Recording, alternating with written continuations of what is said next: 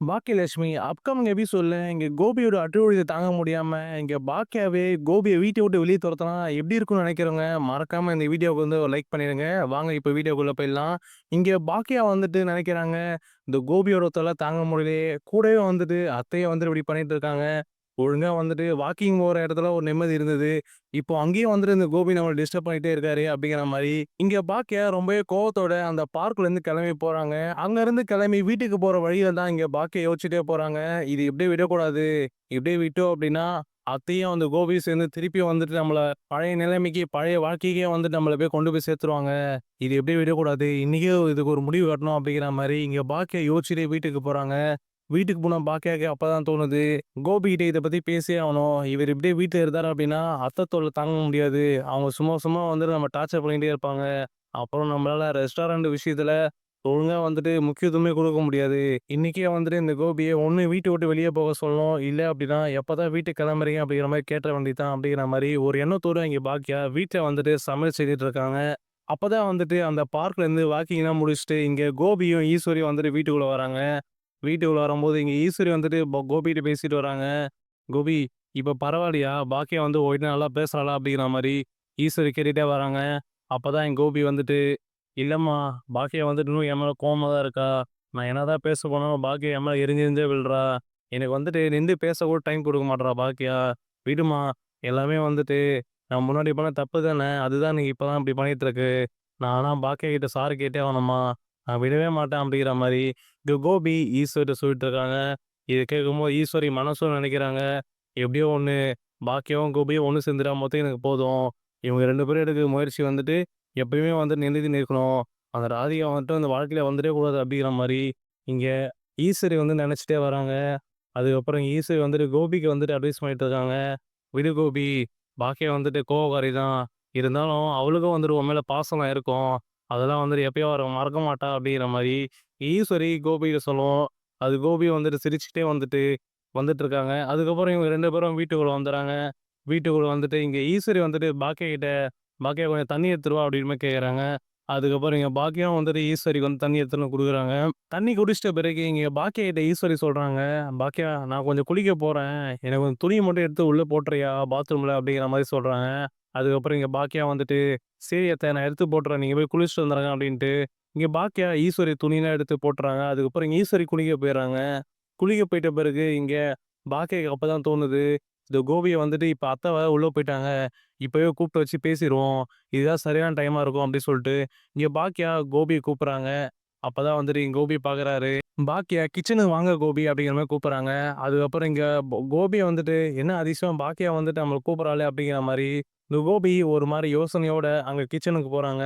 கிச்சனுக்கு போன உடனே இங்க பாக்கியா வந்துட்டு, "வாங்க உட்காருங்க" அப்படிங்கிற மாரி சொல்றாங்க. உடனே கோபிக்கு என்னன்னு ஒண்ணுமே புரியல.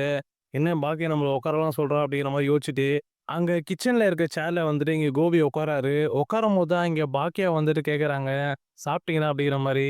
"இல்ல பாக்கியா" அப்படிங்கிற மாரி கோபி சொல்றாங்க. "சரி காஃபி சாப்பிடுறீங்களா?" அப்படி கேட்கறாங்க. உடனே கோபி வந்துட்டு, "என்ன பாக்கியா நம்மள காஃபிலாம் சாப்பிட கேட்கறா?" அப்படிங்கிற மாரி மனசுல நெனைக்கிறாங்க. அதுக்கப்புறம் இங்க கோபி வந்துட்டு என்ன சொல்றது தெரியாம தயக்கமா உட்கார்ந்துட்டு இருக்காரு. "தெரியுங்க. நீங்க வந்துட்டு பிளாக் காஃபி தானே சாப்பிடுவீங்க." அப்படிங்கிற மாரி இங்க பாக்கியா சொல்றாங்க.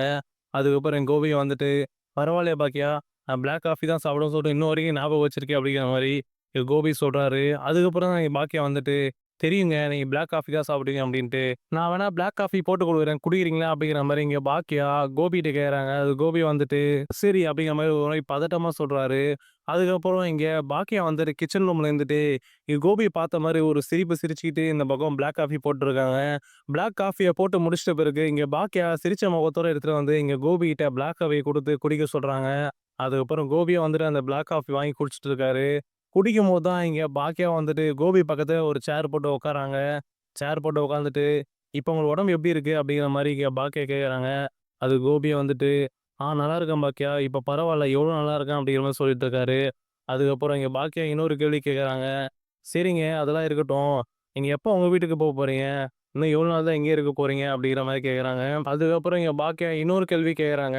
"சம்மந்தமே இல்லாம இந்த வீட்ல நீங்க என்ன பண்ணிட்டு இருக்கீங்க? நீங்க எப்படி இந்த வீட்ல உட்காந்துட்டு இருக்கீங்க அப்படிங்கிறது எனக்கு தெரியல. ஆனா நீங்க எப்போ போறீங்க அப்படிங்கிறது எனக்கு புரியல. என்னதான் நீங்க பண்ணிட்டு இருக்கீங்க?" அப்படிங்கிற மாரி இங்க பாக்கியா கோபிய பார்த்து கேட்கவும், அதுக்கப்புறம் இங்க கோபி வாய அடைச்சு போய், என்ன சொல்றது தெரியாம, அது வந்துட்டு பாக்கியா அது வந்துட்டு அப்படிங்கிற மாரி சொல்றாரு. அதுக்கப்புறம் இங்க பாக்கியா வந்துட்டு, "நான் ஒண்ணு சொல்லட்டுங்களா? ராதிகா வந்துட்டு இன்னும் 7 நாளைக்கு தான் அந்த வீட்டுக்கு, இந்த வீட்டுக்கு வந்துட்டு வந்துட்டு போயிட்டுருப்பாங்க. அவங்கள பார்த்தா உங்களுக்கு பாவமா இல்லையா?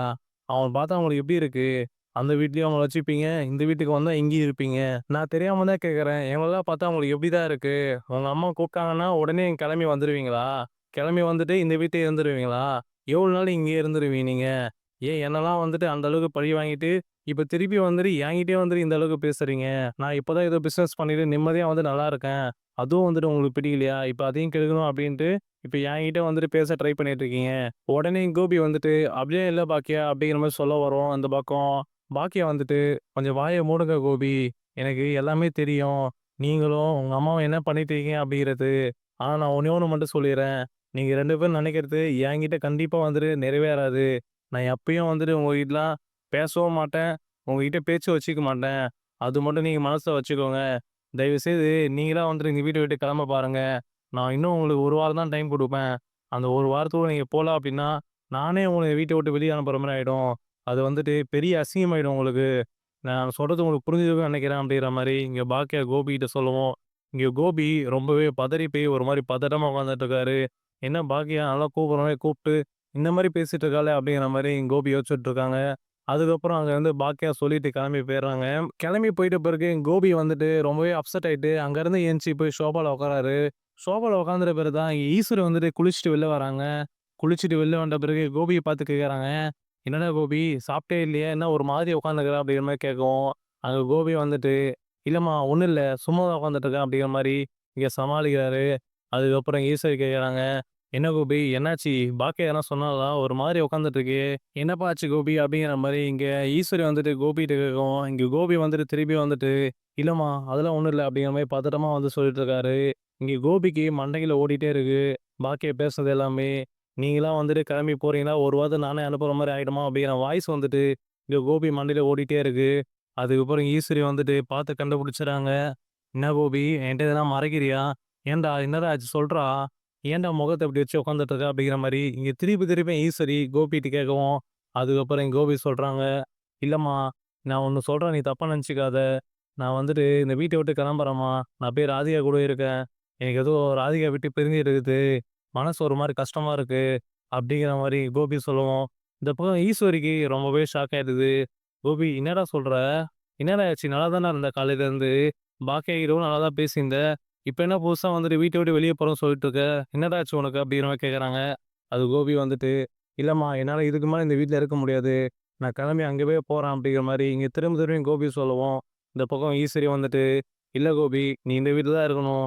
அங்கலாம் போக வேணாம்டா. சொன்னா கேளு." அப்படிங்கிற மாரி சொல்றாங்க. அதுக்கப்புறம் கோபி வந்துட்டு, "இல்லம்மா நான் கிளம்பி போறேன் இன்னைக்கே." அப்படிங்கிற மாரி சொல்லிட்டு இருக்காங்க. இப்ப பொறுத்திருந்து பார்க்கலாம். இங்க கோபி வந்துட்டு பாக்கியாவோட வீட்லருந்து கிளம்பி இங்க ராதிகா வீட்டுக்கு போவாங்களா? போமாட்டாங்களா? அப்படிங்கிறதையும்